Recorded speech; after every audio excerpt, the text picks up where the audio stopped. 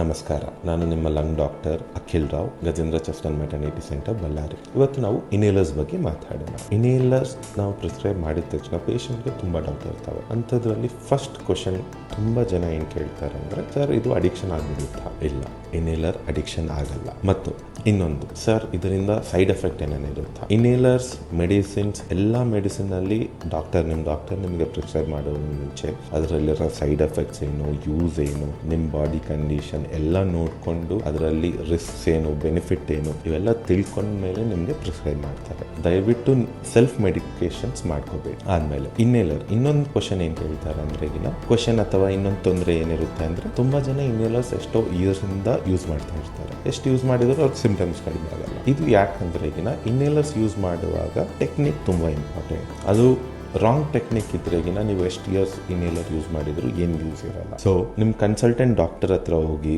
Technique ತೋರಿಸಿ ಹೆಂಗ್ ಬೆಳೆಸಬೇಕು, ಹೆಂಗ್ ಯೂಸ್ ಮಾಡಬೇಕು, ಇವೆಲ್ಲ ನೀವು ನೋಡ್ಕೋಬೇಕು.